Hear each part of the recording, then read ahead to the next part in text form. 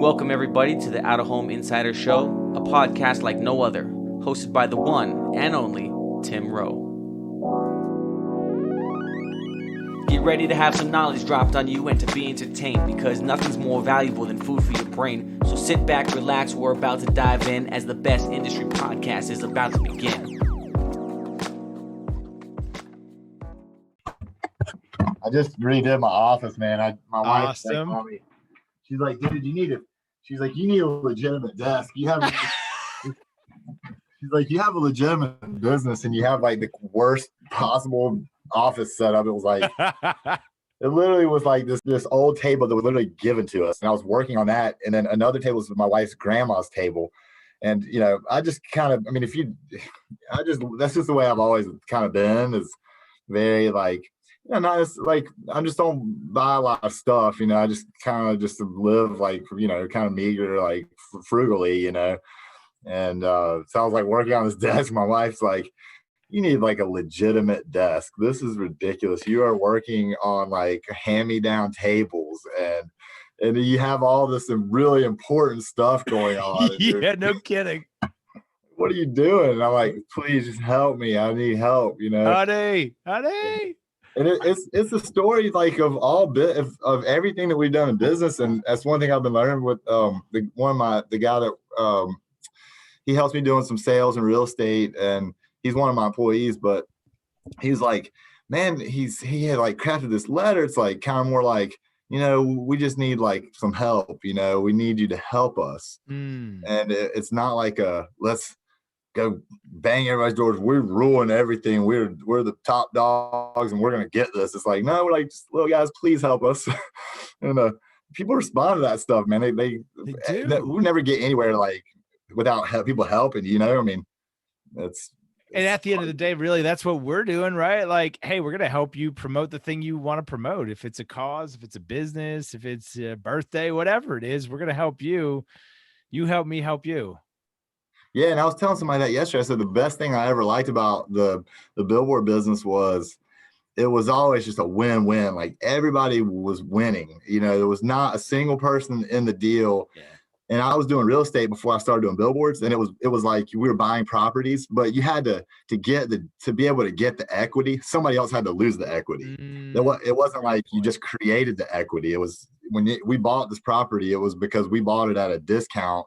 And then somebody lost the equity that they had in it, and you gained it. So it was, you were taking it basically from somebody at a certain point. Now you were in the right place at the right time, but it was somebody had to kind of lose a little bit for you to win. And the billboard business was just like perfect. I was like, this is awesome. Everybody wins. You create the equity out of nothing. Just pure value creation. Yeah, and everybody wins. The landowners, the advertisers, and the sign owner. You win because everybody else wins. And that was the best. That was the thing that attracted me to it. I was like, I like this better than anything. But, you know, I mean, we were good at buying properties and buying them at a discount. And I figured out ways you could share the equity and things like that with these property owners when they were about to lose their home. And so I took a lot of what I had in that and, you know, used it in the billboard business. I mean, per se, just what I learned in there was valuable to moving forward with the new business. But I just like everybody winning, man. Like it's nothing beats that, you know, and everybody wins and everybody gets their part of it. Hey, there's enough to go around, right? Nobody's hurting anybody. So that's interesting. Like it makes sense, right? To go from real estate to outdoor, but like, how did you get introduced to, like, what got you into billboards? Well, I used to have a partner originally when I started, and his dad was in the business, and we were down on the beach. I mean, I think this was like 2007. I was living on the beach, and he was my neighbor at the beach, and I was buying and selling properties, and I was like, you know, I was kind of just hustling, you know, grinding, doing whatever I could. I didn't have anything to start, and it was just like, just whatever you can do, you know.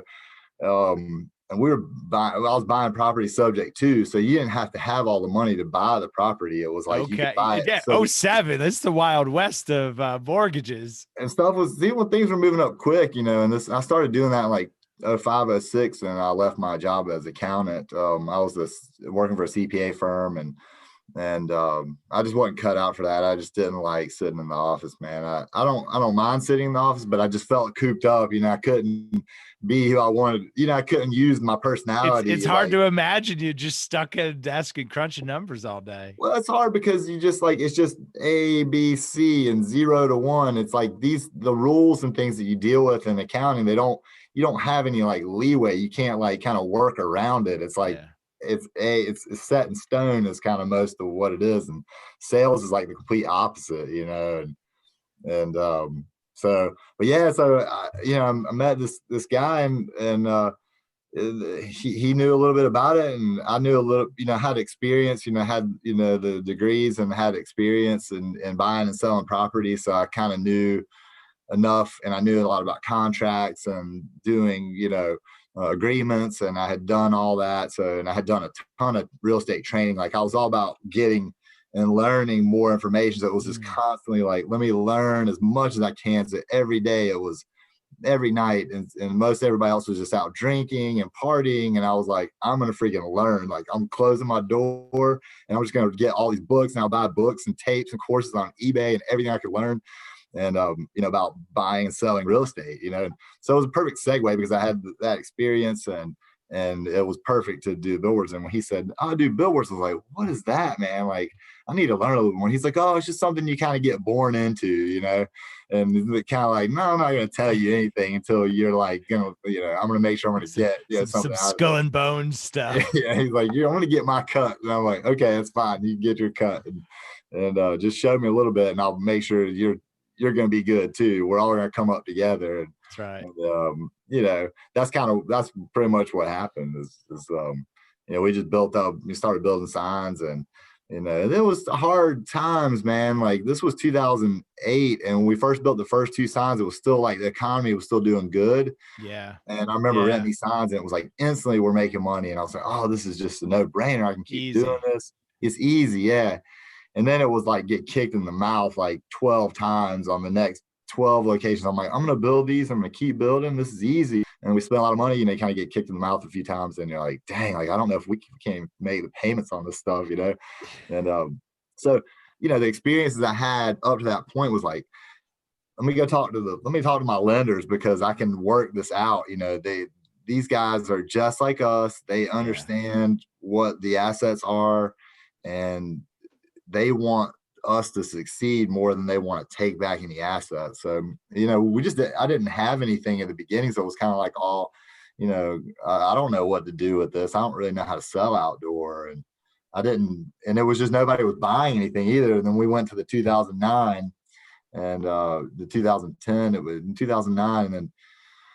And once and it wasn't a lot of money. I mean, we didn't spend a lot of money. We just spent enough to where it was, you didn't really know how much to pay in rent. You didn't know how much, debt service was going to cost you, or you knew how much it was going to cost you. So you thought you were going to rent these signs for $700 a face. And then during 2009, it was you'd be lucky to get $300 for that face. Wow. So, and it was one of those things where it's if you take it now, you're not going to even get your money back. So you might as well work with us. We're smart. We can do this. We know what we're doing. We can be scrappy we can be super scrappy with this.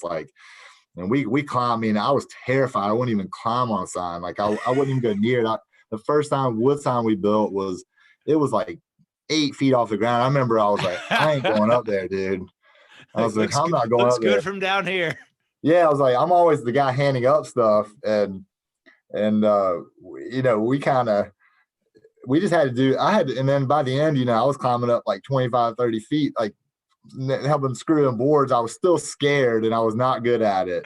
I was not good at it, but that's what we had to do to make it. It was just, go interest only on my loans, and that saved us $2,000 a month. And then I will find the locations. It doesn't cost anything to get locations. I will get the locations, and we will freaking go get poles from the power company. They're sitting on the ground. They're just trying to get rid of them. Yeah. Wow. So that's scrappy. That's some hustle get up. Yeah. It was a freaking grind, man. And my mindset sometimes always stays in that kind of mode where it's healthy. I'm like, oh, let's go. We like just put like 2 digitals up. I'm like, oh, like, let me just hold out for a minute. Let me just hold off on, like, I've kind of got more digitals to go, but it's like, 60, 75 grand, 80 grand every time you do one, and plus, structure. So I'm always kind of like, let's just take our time here. Let's maybe, um, maybe just start with just a static sign, feel out the location, and then go digital. Sure, Don't sure. always, Yes, yeah. There's a lot to learn along the way, right? It's not just, you can't just pull up on the side of the road with a post hole digger and stick a stick in the ground and there you got a billboard business, right? There's a lot of moving components, and like you said, you were staying up late and researching this stuff, so it's not for the faint of heart. But you went from 2 to how many structures do you have now? gosh, it's a good question. There's we got about a little over 500 static faces, and then Wow. we got like 14 digital. So, That's awesome. And uh, did you acquire stuff along the way? Did you build all of that? Like how no, does I that mean, mix? yeah, it's a pretty good mix. It's probably, we built a lot of signs. I bought quite a few signs. I mean, it's probably like 60, 70% we built, and then the other percentage we bought, just because it's sometimes it just gets expensive building. I mean, most of the stuff or it gets expensive buying, buying stuff on multiple. So we always would just buy 1 or 2, Okay. or, a few, just a handful of signs when you can buy them super cheap. And the ones that just got neglected were the ones that I bought. Yeah. They were, Kind of like real estate, right? Find the yeah. worst house on the best block and go buy it, fix it It up, was, make I it mean, pretty. it was exactly the same concept as buying and selling properties. I mean, it was, in the way I've run the business, most people are like, dude, how have you run so many signs with just a skeleton crew, like kind of like one person, and manage the operations, the sales, and the real estate? And now I just actually hired 2 sales guys to help me try to ramp up the occupancy, because I can stay at 8% Congratulations. all day long, but the other 20% doesn't just sell itself. Right, right. And And so, that's pay dirt right there. yes, I got to get the ramp it up, but it was always just the idea of marketing.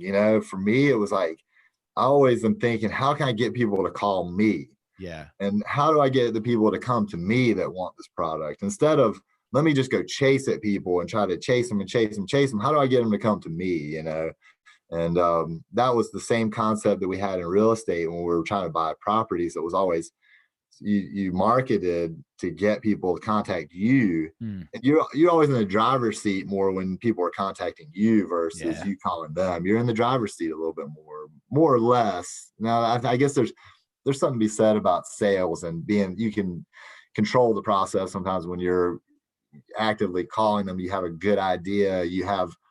Um, you have something to present to them that says, here's why, versus Yeah. just being an order taker, which is probably more of what I've done. But Right. um, But it's the push versus pull. And if you can get folks to call you and run on a skeleton crew and run at 80% occupancy, I think there's plenty of people who would love to do that. And maybe a few folks listening to the show that would love to do that too. Without giving away the secret sauce, how do you get them to call you? gosh, I mean, I think it's just being everywhere, man. You have to be everywhere. I mean, there's just so, I mean, the old school stuff too, like everything old school, I think still is just so pertinent. I mean, everybody wants to be the internet, and the internet's great. And I do like to be, you know, my SEO. I want to have solid SEO for the areas I'm operating in, so people can find me, that I'm findable online. Yeah. But we get a smaller percentage, and then we use our assets for sure. The assets that we have, we use them all day long. If it's No available, better it's way, going to be right? available. Like I we mean, if it's going believe to in be it. I mean, if it's going to be available, we have a little bit higher conversion off of the leads we get from the signs, but then you do have a lot of tire kickers no matter where you're Sure. advertising. And I mean, I believe in email, and I believe in direct mail. I mean, a lot of the old school stuff I still believe in. We don't really do TV, but people overlook that stuff, man. Like, Sleeping. it's just, people overlook it, and it's like, that's what works. It's like the good old. I even tell people, don't advertise on a billboard if you're just going to put up one billboard and just say, oh, it's going to really work for me. It's like, no, the billboard only works when you're hustling and you're grinding it. You're like going door to door. The billboard's right there, and then you're going door to door right along that road. and saying, or right in that neighborhood behind there and saying, hey, we're right here. And they're like, okay, cool. We know you. We've seen that brand every single day and we know you. And now we'll do business with you because for one, we know your brand and we trust you, That's such a great point. Are you familiar with the story of Brex? I know about it, but I don't know the story. Yeah, so there's a great video. I will have to link out to it in the show notes description below. The CEO talked about how they had a $400,000 budget starting out. They do credit for I think it was for fintech startups, like really specific, really niche. So they took out a billboard campaign in San Francisco near all the startups. This was a couple of years back, 2017, 2018, and in his words, $400,000 worth of billboards were cheap. He was surprised by how cheap they were, right? There's always this misconception that they must be so much, but they must be so expensive.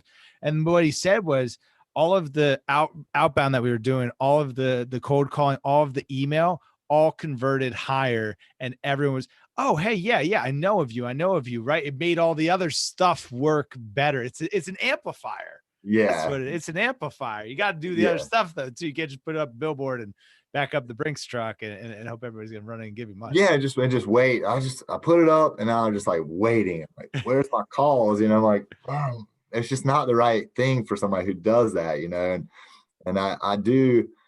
And sometimes people might say, well, you don't really necessarily believe in it that much. It's like, no, it's not about believing it.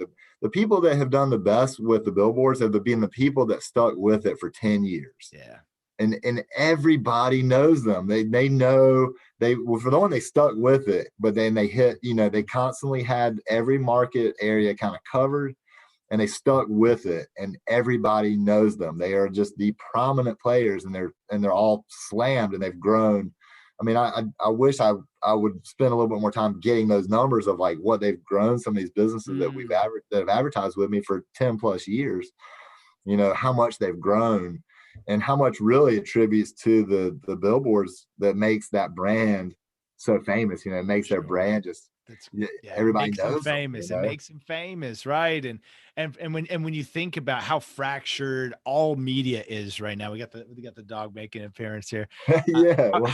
That's Yankee there. He's a blind border collie. He's about 3.5 years. Oh, is that your name? What's up, Yankee? You good boy. Right. If you think about like how fractured media is and how hard it can be to buy, right? What's the best way to reach my customers? Is it TV? Is it radio? Well, I bet most of them have to drive to the grocery store once in a while. I bet most of them have to drop the kids off at soccer practice. There's one thing in common. Most places they got to drive. So no really better way than outdoor to reach them. Are you seeing since COVID? Have you seen the portfolio shift at all in terms of category? Are you seeing different advertisers that maybe you historically hadn't pulled from that category, or maybe some folks doubling down? Obviously, like we've always, real estate businesses like have always been, real estate construction industry has always been a big buyer for us, and they've really amplified it because the thing's just been going. And where I live here, in the coast eastern North Carolina, it's like people just started moving here and that's just bumped it up even more. Some of these areas have seen just insane appreciation rates, like in 2 years, 50%. Wow. And whereabouts? I was stationed in Jacksonville, actually. I lived in North Carolina for a bit. Yeah, that's right. Yeah. I remember you telling me that before we talked. So what areas of coastal Carolina are really blowing up in terms of real estate? I live in Wilmington, and it's just been Wilmington. They said something like #1 place people were moving to and things like that. Wow. But we cover like pretty much all the coast, and then most all of eastern North Carolina and eastern South Carolina. And you've got a good setup on the website too. What's the website because one, I think Gray does an exceptional job from a content standpoint, the SEO, the website, everything is tight.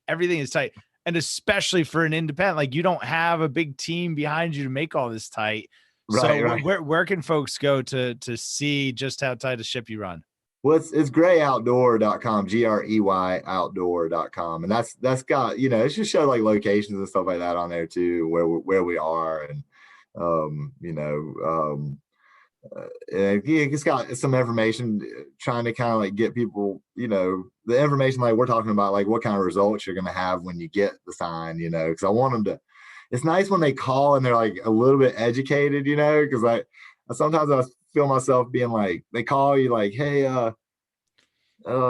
how's this work? And I'm like, try to get like, can you just go to the site and like read the first page, because I'm on the first page to like kind of explain how it works, just a little bit.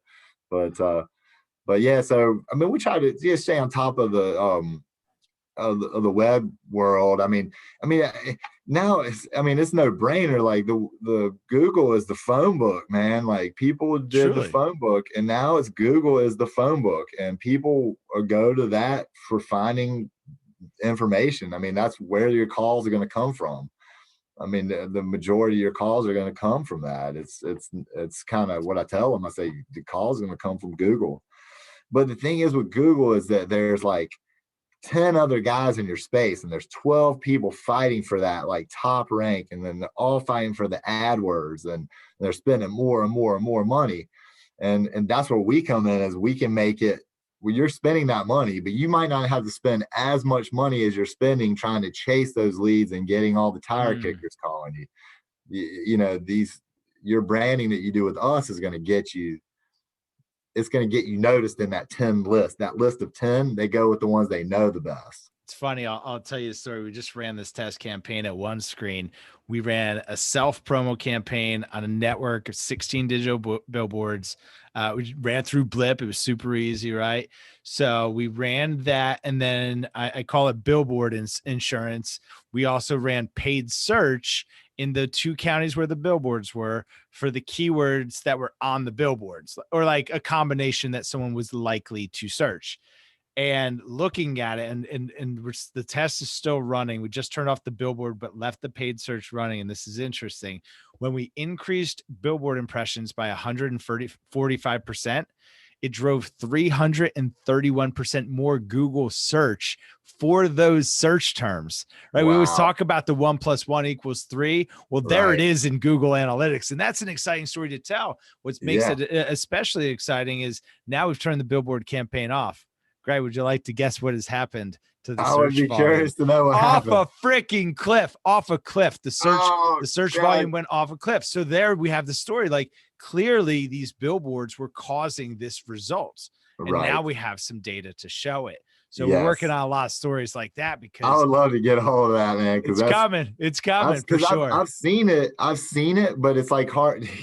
And that's been always the hardest thing. It's just so hard to quantify so much of the stuff that we deal with. And it kills me sometimes, because people sometimes, like when you get somebody to cancel and they say, man, the billboard wasn't really working for me. And I'm like, how was it not working for you? I want to know how it was not working for you, because I need to figure out the how and the why. Sometimes it might just be, a budget thing, or, they just maybe didn't believe in it. But I know that billboard was working. I know it worked. Right. It took no days off. It was up every single day of the month. It didn't take off on Saturday or Sunday. It worked. It worked. It's just, was it used in a way, or were you expecting a result that was different than what your results actually are from it, or it's so hard to quantify. I know everybody wants to quantify it. I want to quantify it too. I'm like, but doing what you're doing, that's awesome that you guys are doing that, because I mean, that it really proves so much of what we always say, but to be able to show the actual results from something like that. So, but I saw you guys were posting about the OneScreen, but I don't know anything about it. Well, what is it? Yeah. So OneScreen. So it once upon a time, the 2 of the founders, Greg and Sam, hit me up and they were like, hey, we're building this platform to make out of home more like Facebook ads, where you can optimize towards a result. And I was like, that sounds awesome. I'm in.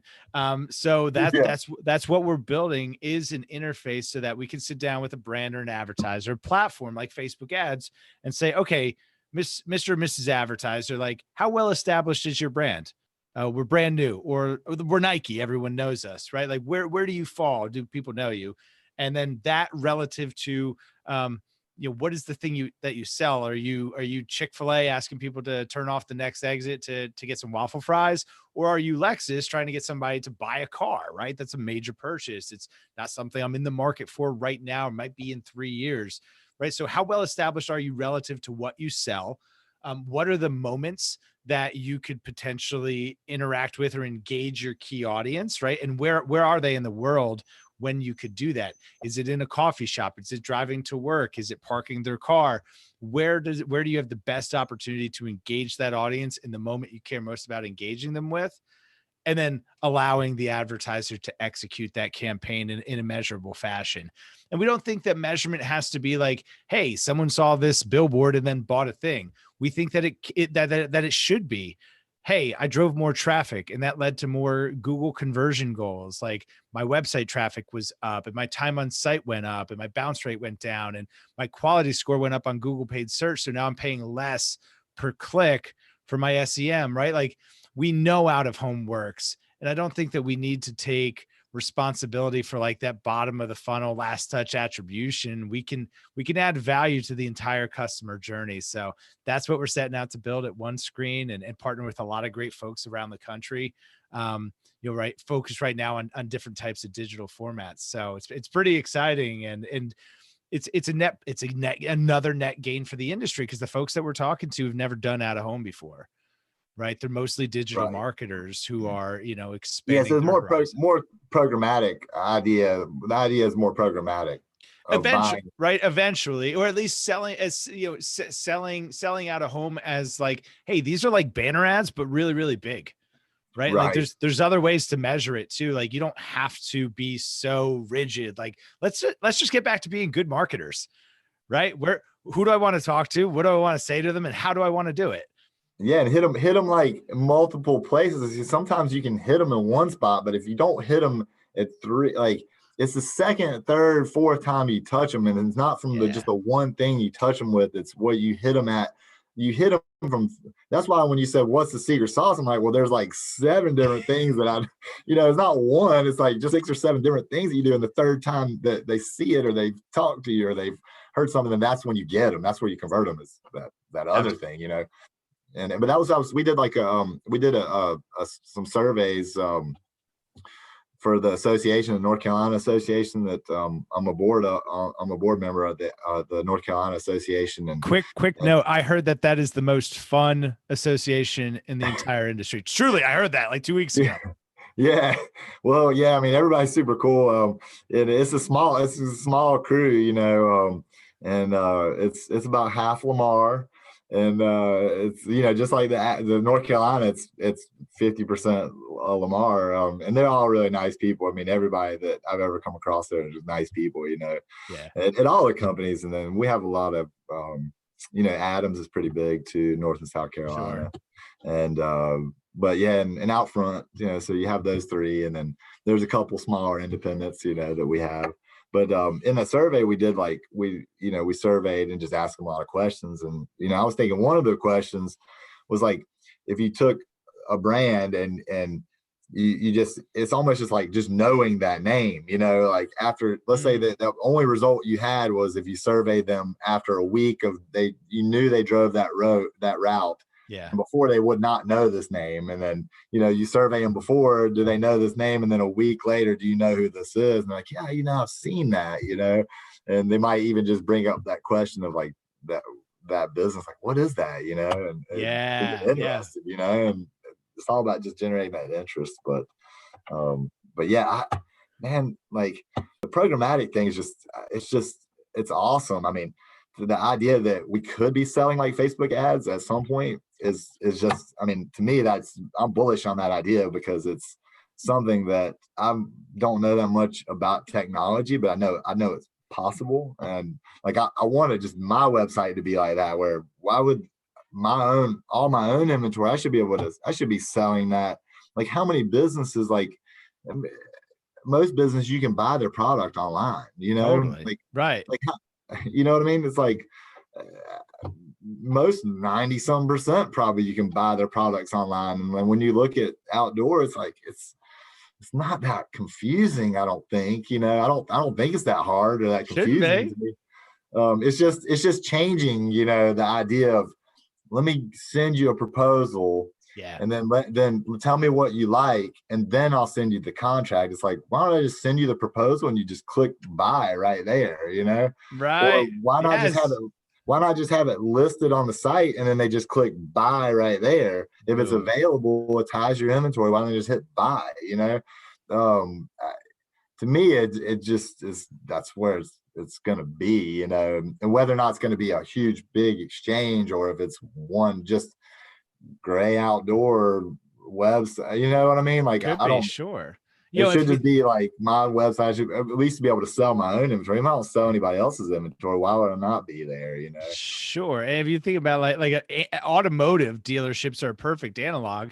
If you had asked them 10 years ago, hey, you want to sell cars online? You could probably make a bunch of money doing it, right? So for perspective, eBay Motors started selling cars online in 2005, right? So like selling cars online isn't a new idea, but if you asked any franchise automotive dealer, hey, you want to sell a car online? They'd be like, absolutely not.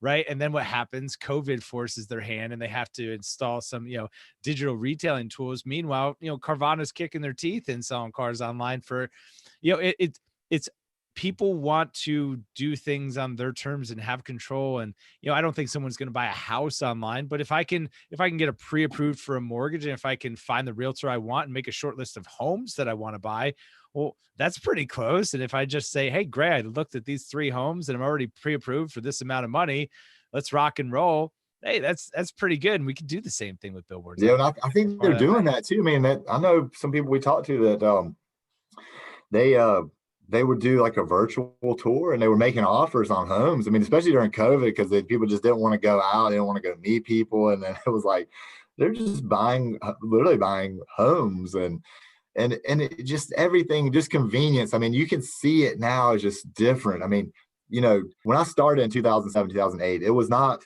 the same market as it is now. It's totally different. People are way less likely to go ride a market. They're more likely to actually sit on their thing and click, click, click down the road on Google Maps. You know Totally. what I mean? And they're like, I think that Totally. might be, is that Grayson? Okay, Hey, let's call Grace, them, you know? right? It's funny. So I installed a dash cam at the beginning of last year because I was thinking about like doing virtual market rides for agencies. And then Right. COVID hit, I got furloughed and position was eliminated, unfortunately. But I'm like, I'm still long on that. Why can't we just drive around with dash cams? Hey, I'm gonna plot, here's the campaign that I'm proposing. I'm gonna plot these into my, into my app. There's a great app, Road Warrior, that lets you do something like that, trip chains the whole thing together. Drive around, drive past it all, stitch it together, send it to a client. Like, yay, high five. It was like doing a market ride. Maybe I'll even Yeah. put some fun music to it. Yeah. And I always thought that was, even when I started, I was starting to think in that terms of like, instead of just like one photo, why wouldn't I have like just, I could start like a YouTube channel and ride you could see the read. I would just do a cell phone camera from the ride, but driving through it in like a short video. It don't have to be, to 20, 30 seconds. And that, I always felt like that would sell the inventory better than it would just one photo.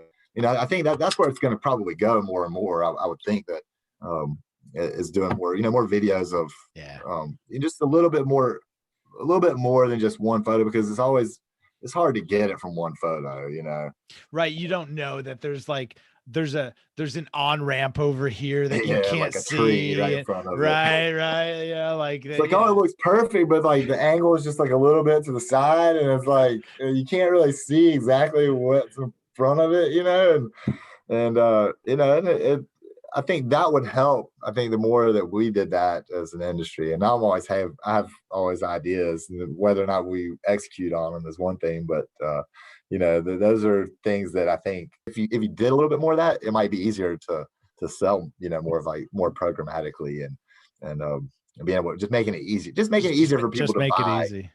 I want to just be easy to buy, So sometimes even people say that because, when they deal with the owner and they call, and I can make decisions quickly about what we're doing, and I can send them the contract. There's not going to be as much red tape in the way of us doing the deal. Right. If you want to rent the sign, I can get it for you, and I can get it done today, and we'll get it in process. There's not going to be like, let me go back and forth. Let me send this approval. And people I think have liked that over the years. I've noticed people like, man, that was really easy, you know. That was really easy to buy, you know, and I want it to be easier to buy moving forward. Like there's so much to learn, and that's one of the things I want to get better at is making it easier for people to buy. There's lots of billion-dollar companies that all they do is just make it easy, right? I mean, that's what Amazon did. That's all they did. That's Make all it easy. Hey, in most cases, some of that stuff's more expensive. It was literally the same stuff that's been sold. It's been sold for years. The exact same products. All they did was put it online and make it super easy to click one freaking button, and you could get it to your door. And it was simple. And then they've just made billions off of that. So it's just a no-brainer. And I think one of the things we implemented was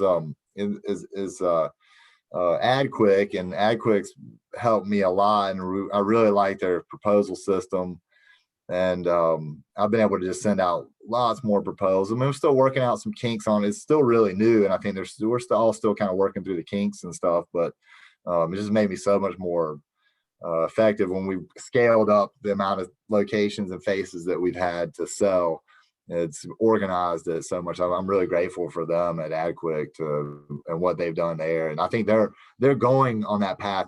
They're going in that direction, and I like going in that direction. That's where I want to go too. You know, absolutely. In fact, let's stick around after the episode here, because I might have something for you. You just jogged something. Greg, what are you most excited about in 2021? Yeah, I mean, gosh, well, for one, just getting rid of COVID, man. Like, we need to get this thing out of here. So I'll be excited to just like get back to normal and like hang out with people just normally, you know, like hugs and handshakes and everything. Hopefully by like summer, when I saw the guys at Billboard Insider, which they're awesome too. I mean, they've done a lot. I think they're doing a lot. Outstanding. Yeah, and at such a higher level. Every day. Excellent. And they just are really, really smart guys. And I've done some business with them in the past. They were actually one of my lenders when I started. No kidding. Yeah. And so I really like what they're doing. They've got some good insights into the industry. And I really like what you're doing too, because thanks, man. It's a different, you're taking like a different approach. I got to go through, man. I saw all the podcasts you got on there. I'm like, I got to get through some of these, because you have some of the most interesting people that have diverse backgrounds. They're not just like regular billboard developer guys like me that, you know, they just have so much diversity in the. You're the first developer, media owner, like independent. Yeah, you're the first. Yeah, and I always knew it had to be you, because like you're the only person I've seen doing like videos of billboards being put in the ground. Like, that's cool. That's cool. Yeah. I always like that idea of showing that. And some people might say it's like, oh, it's kind of being boastful, like you're just kind of being like, yeah, I'm doing this. But most of the time you don't really see that like the glory moment. And that's why I like that glory moment, because it was like, it seemed like it was just so easy, just the pole going on the ground and the head getting lifted up. And it just all looks like it's just so easy. But you didn't see like the 5 years before that I was in like 12 meetings trying to get the sign approved. And, you know, and all the anguish and the anxiety you had, worried about this, you know, did I get the survey right? Did I get my setback? You know, did I get everything? And all the anxiety and the things that late go through. nights, I'm sure. Yeah. You just wake up like, oh my God, what about that? I forgot about this. I forgot about that. Keeping the notepad next to the nightstand, scribbling stuff at 3 a.m. You don't see any of that, but it is there's so, you know, like you said at the beginning, there's just so many things that go into a sign, you know, just getting a sign built. There's so many things, and it is very simple business, but it's so many things that go into it that just don't think about, you know. And but I always like that glory moment of like, this is getting done and we're doing it, you know. And I think I would cram my advertisers, like photos of my billboards with the advertisers on it over and over and over. But I don't know if it has the same impact as like like a video of like in just the grinding moments, you know. We need more videos. I'm gonna probably do some where it's like out, like just in the meetings and in the trenches of it. Please do it. There's such a cool opportunity to tell that story. And yeah, I would love to do some ride-alongs with Gray as we're going to see some stuff and doing some things. I'm in. I'm your first subscriber. Do it. Yeah, I know. Man, 2021 is just, it's gonna be a good year. I mean, I'm just optimistic in general and about everything about the industry and about where we're going. I mean, I just there's so many good people that are going and really working on a lot of things and there's really smart people in this industry, and Yeah, there are. there's just so much opportunity to just keep growing, and it's getting harder, and it's definitely getting harder, but to me, when it gets harder, you just have to be more creative. Mm. You have to be more you have to be like believing in something that maybe nobody else has ever believed in. Yeah. I mean, you just have to believe that things are possible that most people don't think is possible. It's like it's possible. Just don't think it's not possible. If you think it's not possible, you're definitely not getting it. Done. Right. It just hasn't been done yet. You're going to be the one to figure out a way to do it. There's Yeah. a fun law of physics is that if something happens, right? If we experience a phenomena, right, in the physical world, then physics doesn't try to disprove it. There must be a law that allows that to happen and exist, right? So if we adopt the mindset of physics here and say, hey, you know what, like if I think that could happen, then there must be a law within the universe that means that could happen. That's it. For There's gonna be sure. lots of Yeah. I mean, roadblocks along the way. I think that was one of the first. It was like one of the first books. I mean, I've always been on the hunt for just really cool things to learn, and I just like learning. I mean, I'll be learning until the day I croak, but the secret was like it was Think and Grow Rich was one of the first books I read by Napoleon Hill. Napoleon Hill, of course, And Dale Carnegie, yeah. Yeah, I mean, and that one of those, and my friend Ross, he gave me that book, and he was like, "Dude, you need to read this Think and Grow Rich, man." And I was like, "Okay, yeah, I'll read it." I was like, "What's the deal with it?" And it was just all about that mindset. It was all about like believing and thinking and believing and using that. And then when that secret came out, I was like, "Oh, this is awesome." I was like, I can apply the secret to my life, and it works against you like really bad too. And it'll work for you, but it'll work against you the same way. And it really is so true. I mean, somebody asked me the other day, like, how do you think you've been able to do it? And I was like, well, I've just been praying to the right God. I'm grateful for everything that I have. I'm grateful for my life and exactly where I'm at right now. And I always, I pray that all the things that the places that God wants me to go are the places that I go, and the things that are meant to be and what my path is already laid out. It's like I'm just here to fulfill it. Amen. I'm here to fulfill my destiny in the world, and I have all these ideas, and for years I want to stronghold my ideas. Like I'm gonna do this because I can do it, and it's like just let it go. Let go of the idea of me wanting to do this and I'm going to do this for me and me and me. And then just the things just start falling into place. And you're like, why are they falling into place? Like, because you just kind of Funny want what happens when you turn over control. It's just God's the things plan. just happen. The good things just continue to happen, and you just have to have faith and that belief system, I think, in life is just so important, just to believe and in yourself, but in just something greater than you, whether it's a God or if it's whatever you're praying to in the universe. It's and I'm trying to teach my little boy that now too, because it's I'm sitting there with him. I'm like, buddy, like you can just accomplish anything in the world. You can accomplish anything. If you put your mind to it, you believe and you have faith and you just believe in it, that you see, if you can visualize things and how you want them to go. And it's kind of contradictory to the idea of like praying and then like hoping things are going to happen like the way you want them to, but you do have to kind of will things into existence. And if you're praying, you want to pray specifically of the things that you're wanting, along with the idea of like, just send me on the path I'm supposed to go. If that's not what's meant for me, then it's not meant for me. Like the things that have set you back, those were the things that helped you freaking accelerate so fast. Like the ones where you just were just anguished and like, God, this was meant to be for me, and I was supposed to do that. And it's like, nah, it was supposed to accelerate you past that, like to the next thing, and just go bigger and better. And it's just there's just so much more to learn. But the secret and that Think and Grow Rich was awesome. The first book I read was Rich Dad Poor Dad. Have you ever read that book? Robert Kiyosaki. I've got it laying around here somewhere. That's just and that's so much pertinent to the billboard business, and that's one of the things probably led me into it. It's like you buy assets, they provide income.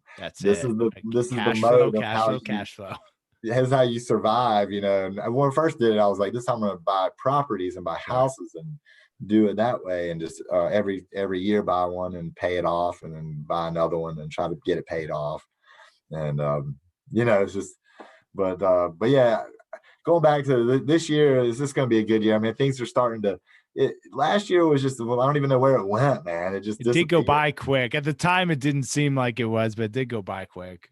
It just disappeared. But this is going to be, this is going to be a breakout year, I think, for a lot of people. I mean, things are a little volatile, which kind of worries me, because I feel like some things are just overinflated. Some markets are just overhyped and overinflated, and they're just going to hit a snag. It's not going to stay just going up for forever. Most likely it's going to take the turns like it's always has. Mm-hmm. And I think just to keep that in mind of,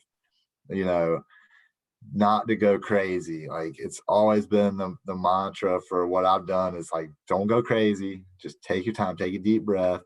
You don't need to build 50 digitals in a freaking month. Just relax. Maybe 2 months. You'll get them. Yeah, maybe 2 months. You'll get them up over the next 3 years. Just take the marathon approach, not the freaking sprint. I always want to sprint. Like sprint. It's the how do you eat an elephant? One bite at a time. Well, great. I can't think of a better place to put a bookend to it. And if folks want to connect with you, you're on LinkedIn. Make sure to connect with the man himself, Gray Vick. Gray, it's been an absolute pleasure. And if you found this to be valuable, please share it with somebody else who could benefit. We're definitely going to do it again. I think we need more time with Gray for sure. If you found it to be helpful, please share it. As always, make sure to smash that subscribe button down below there in the corner, and we'll see you guys next time. Stick around, Gray. Thanks a lot.